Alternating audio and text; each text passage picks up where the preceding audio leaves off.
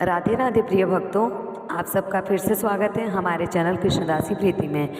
वामन अवतार भाद्र मास के शुक्ल पक्ष की द्वादशी तिथि को मनाई जाती है। द्वादशी को मनाए जाने के कारण इसे वामन द्वादशी कहा जाता है। इस दिन भगवान श्री हरि विष्णु जी वामन रूप पांचवा अवतार लिया था।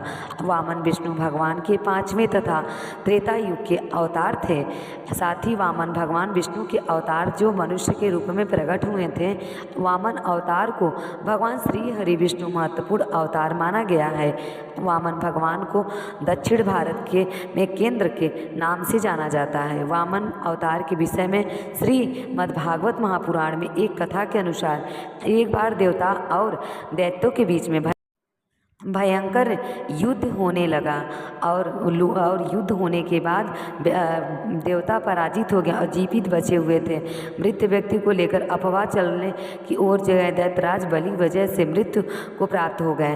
तब शुक्राचार्य ने अपनी मंजिल राजा तथा अन्य व्यक्ति को चीनी तथा स्वस्थ कर दिया और शुक्राचार्य ने राजा बलि की यज्ञ का आयोजन किया तथा अग्नि तथा अवैध कवच को प्राप्त किया और भैरव कवच को प्राप्त करने के बाद राजा स्वर्ग पर आक्रमण कर दिया और आते हुए देखकर समझ गए इंद्र इस स्वर्ण अक्षरों का सामना नहीं कर पाएंगे, इसीलिए इन सभी देवताओं के स्वर छोड़कर चले गए। स्वर्ग छोड़ने पर राजा बलि अर्थात अप्सराएं का आधिपत्य हो गया।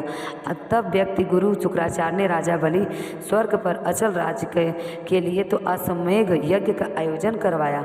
देवराज इंद्र को राजा बलि की इच्छा के बारे में पहले से ही आप पता था और पूरे गए थे व्यक्ति को स्वर्ग को नहीं ला पाएगा, इसीलिए इंद्र आदि देवताओं को साथ लेकर भगवान विष्णु की शरण में चले गए तथा वहां जाकर सभी देवताओं ने भगवान विष्णु की स्तुति तपश्चात भगवान विष्णु को सहायता करने का आश्वासन दिया और कहा कि मैं वामन रूप में माता अदिति के गर्भ से जन्म लूंगा। इधर ऋषि कश्यप के कहने पर माता अदिति प्रयोग व्रत अनुष्ठान किया जो कि पुत्र प्राप्ति के लिए होता है। तब मास के शुक्ल पक्ष की द्वादशी के दिन श्री हरि विष्णु भगवान के माता अदिति के गर्भ से प्रकट होकर धरती पर अवतार लिया तथा ब्रह्मचारी ब्राह्मण का रूप धारण किया। महर्षि कश्यप के कृषकों के साथ उनका उपशयन संस्कार किया गया।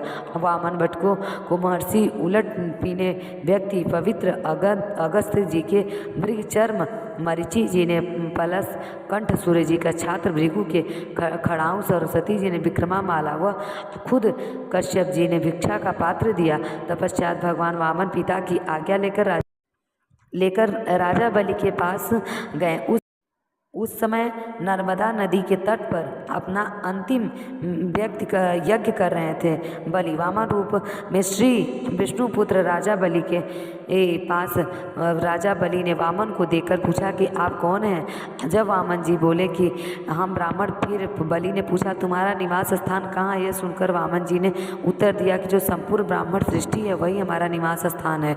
यह सुनकर राजा ने सोचा कि जैसे सब लोग सृष्टि में रहते हैं वैसे ब्राह्मण रहता है। उसके बाद राजा बलि ने पूछा तुम्हारा नाम। उत्तर में दिया कि हमारा कोई नाम नहीं है। राजा ने सोचा कि इसके माता पिता इसके छोटे ही मृत्यु को प्राप्त हो गए होंगे। तब बलि ने प्रश्न किया तुम्हारे पिता कौन है। वाचिन उत्तर दिया हम पिता को याद नहीं करते, अर्थात हमारा कोई भी तय नहीं है कि हम सब। पिता ने सोचा यह कहते हैं छोटे हैं, इसीलिए मेरे पास मैं कुछ शब्द नहीं है कि मैं कुछ बोल सकूं। पिता के बारे में कुछ याद नहीं आया। तब राजा बलि ने वामन जी से पूछा कि तुम क्या चाहते हो। वामन जी ने उत्तर दिया मुझे भिक्षा में 3 पग भूमि चाहिए। इस बने में कहा कि ब्राह्मण 3 पग धरती को कुछ भी नहीं है। वामन जी ने उत्तर दिया कि 3 पग से हम 3 लोगों का भावना रखते हैं। राजा बलि ने समझाया कि यह ब्राह्मण करता है कि 3 पग भूमि हमारे लिए 3 लोगों का बड़ा ही संतोष। ब्राह्मण दैत्य गुरु शुक्राचार्य राजा बलि को ब्राह्मण पर विश्वास करने से मना किया। शुक्राचार्य ने कहा कि अवश्य कोई छलावा है, परंतु राजा बलि ने शुक्राचार्य के मना करने पर भी अपने वचन पर अड़िग रहते हुए वामन जी को 3 पग भूमि नापने को कहते हैं। वामन जी ने एक बने सभी लोग तथा दूसरे पक्ष पूरी पृथ्वी को नाप लिया। अब तीसरा पग रखने के लिए कोई स्थान नहीं बचा।